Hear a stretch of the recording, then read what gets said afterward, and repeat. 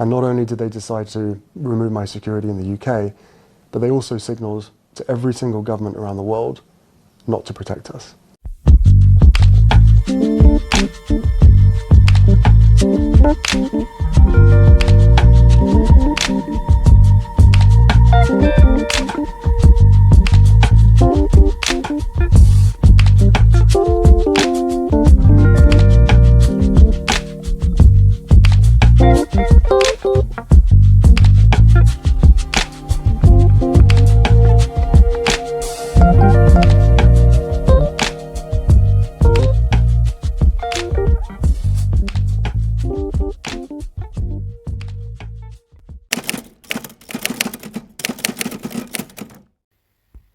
Hey guys, I hope you're all doing well and that you had a great week. Please forgive me for not appearing in front of the camera today. I'm literally running around like a headless chicken because I haven't fully prepared for my cousin's wedding, which takes place this weekend. I've still got so much to do, so I hope you understand. In the meantime, to all of my house guests, welcome. Grab yourselves a drink and make yourselves comfortable. If you're passing by and you'd like to become a house guest, don't forget to hit subscribe and activate all of your notifications. I'm Chez, this is Chez M0i. Welcome to my place.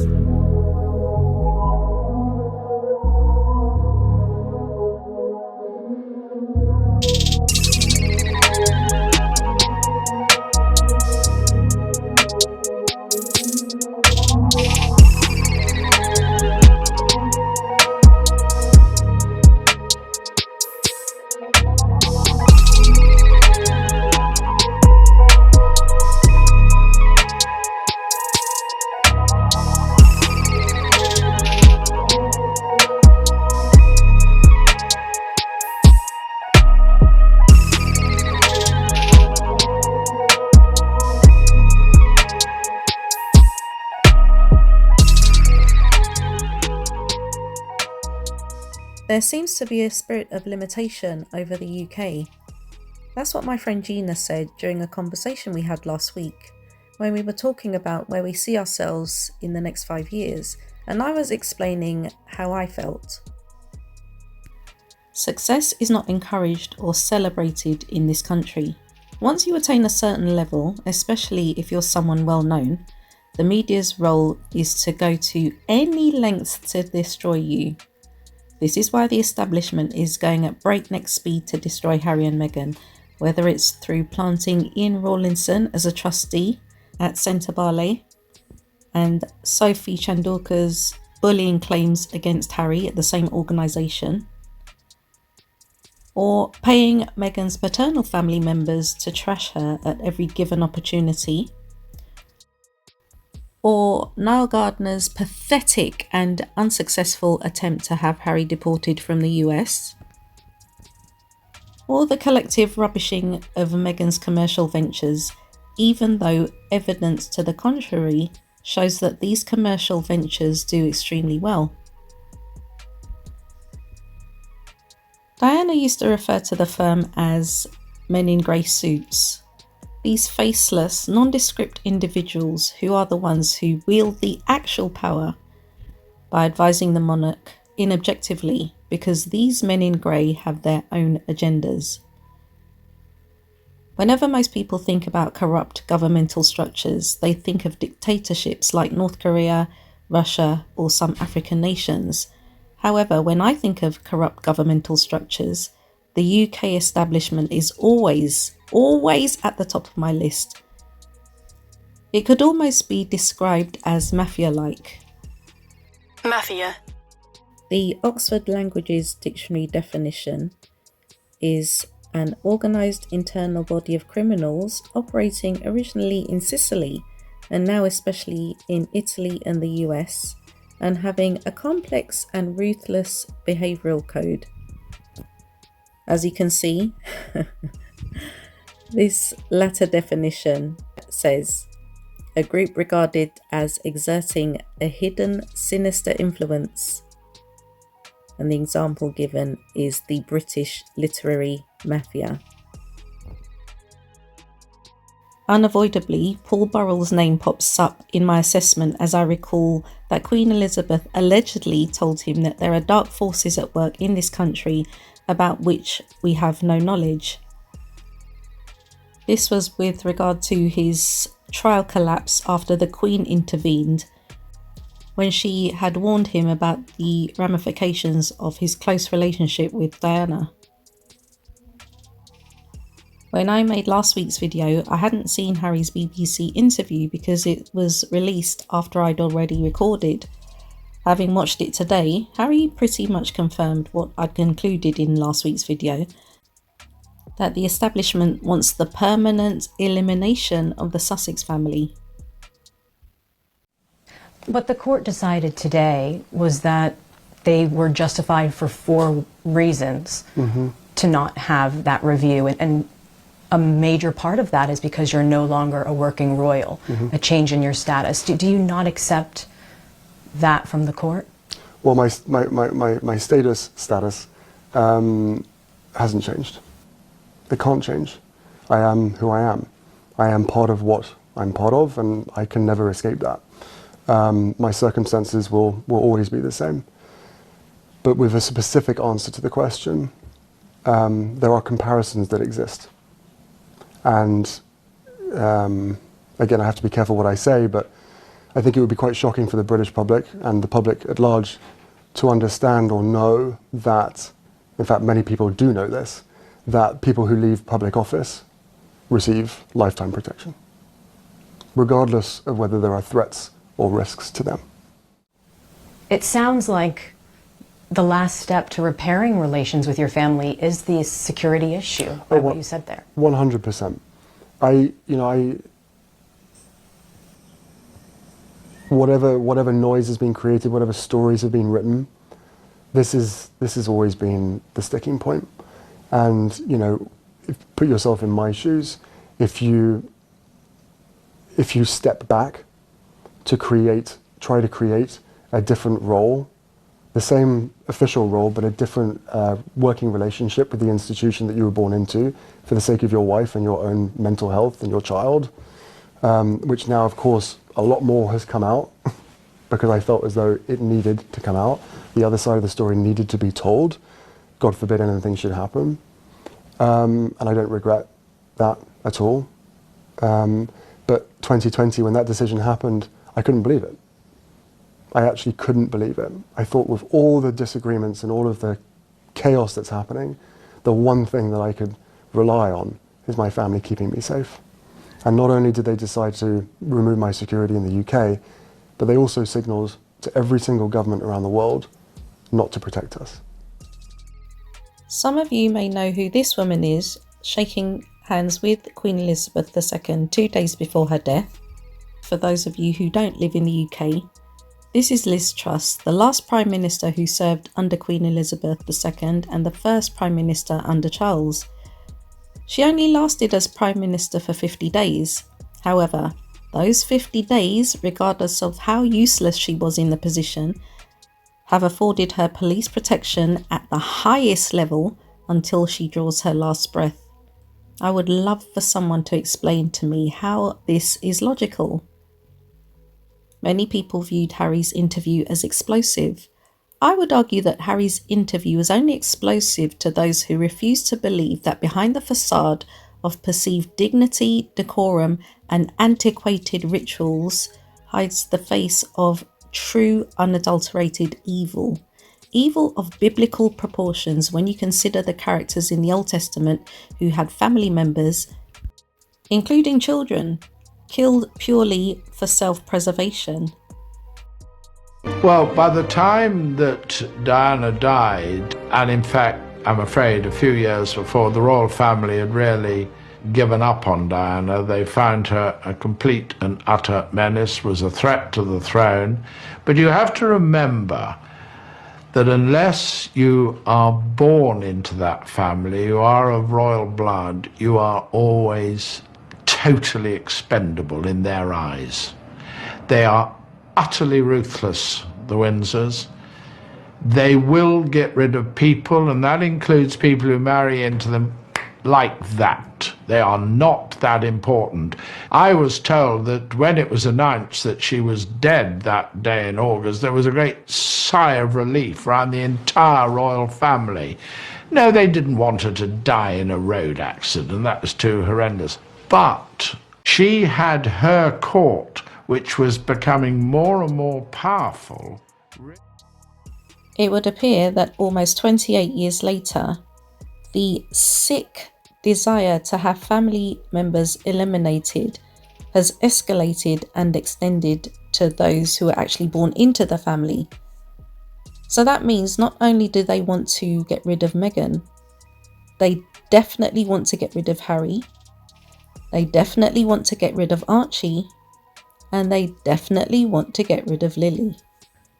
The media have been quick to point out that Harry's legal bill for his unsuccessful case is currently around £1.5 million, and the Home Secretary is asking him to pay so that we don't have to foot the bill. Harry has the means to pay that bill, just like he's more than willing to pay for police protection out of his own pocket that he's been asking for but is continually denied. I always wonder how future generations will view the current monarch and the treatment of his youngest son.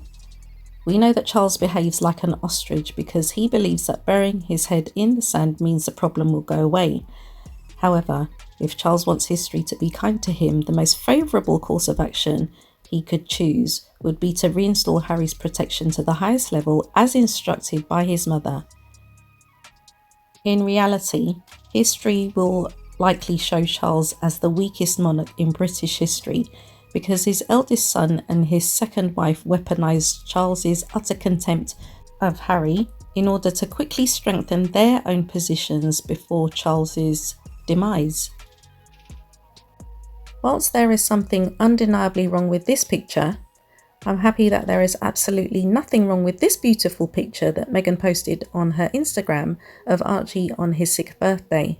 The day when I personally was thankful to see no mention of the 2nd anniversary of his grandfather's coronation, which underscores that perhaps Charles will never be front and centre of the public's consciousness in a way that his second son and the mother of his second son have been and continue to be.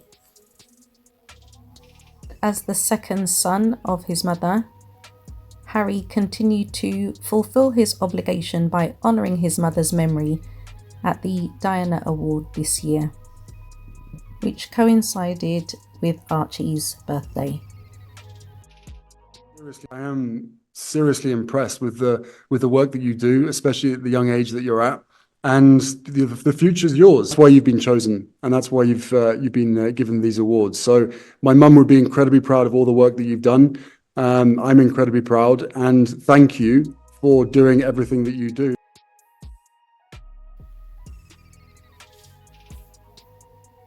So guys, as I wrap up this video, I had one or two thoughts. Don't even know why I'm laughing. It is just so weird to me, this whole thing.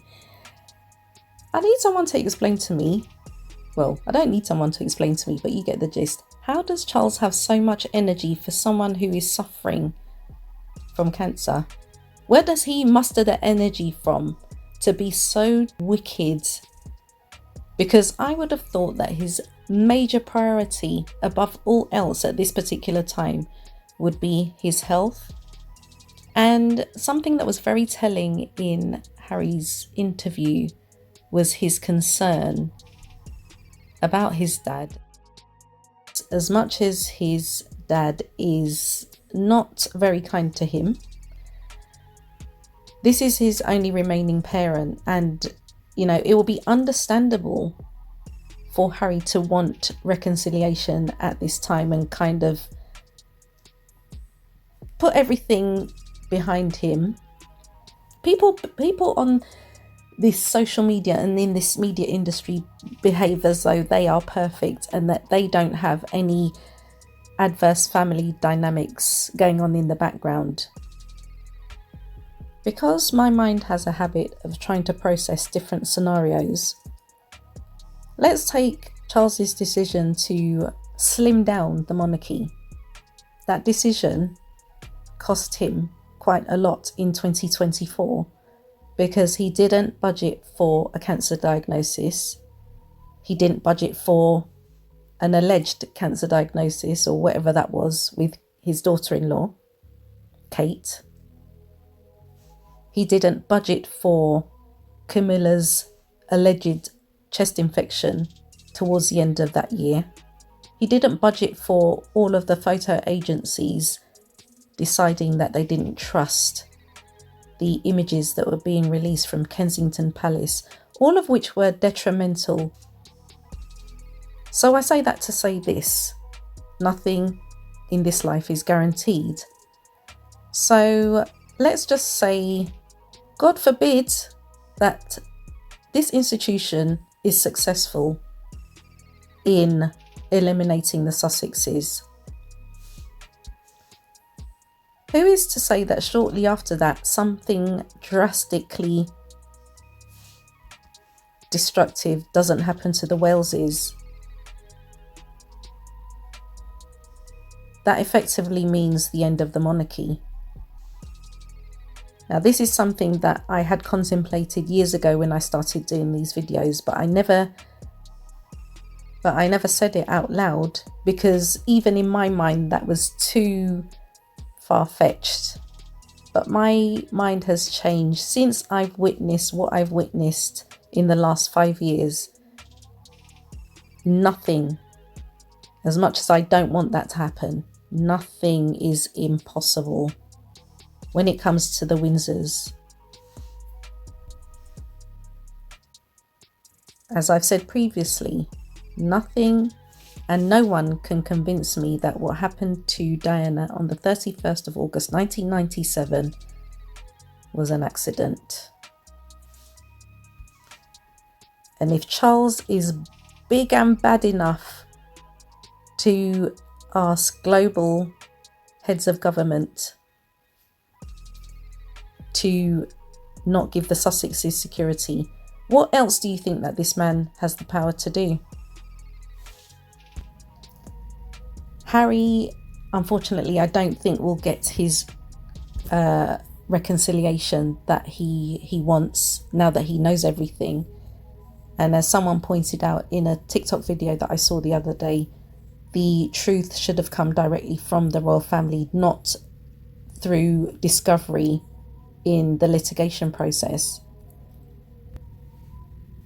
In certain situations, we need to just cut our losses and just accept the fact that some people don't want reconciliation because it affects their pride. Charles and William are too prideful because they want to have the last word. They want to have the upper hand. It's leverage and control. And this is what Harry said in his interview. As I said, I hadn't watched the interview before I did last week's video, but I echoed what he said without knowing it. Leverage and control is what William and Charles absolutely love when it comes to Harry and Meghan. History will view this, you can't rewrite history. As much as people have tried in the past, you cannot rewrite history. I'll reiterate again, the establishment are more interested in short-term gains than long-term benefits. It's a very sad situation, and Harry, as I said in the post on Mindshift Monday, I didn't mention his name, but the post, some of you could tell I was referring to Harry when I talked about the black sheep, basically exposing everything. Harry's the black sheep, and I don't think he minds being the black sheep. And for all of the people telling Harry to shut up, no, he shouldn't shut up. He should continue to expose this UK mafia. Anyway, guys, I really need to go because I'm just in chaos and panic right now. So if your thoughts were provoked in any way, don't forget to give this video a thumbs up. And if you haven't yet become a house guest, don't forget to hit subscribe and activate all of your notifications. I want to take this opportunity to thank you so much for watching. Enjoy the rest of your day, and you shall catch me in the next video.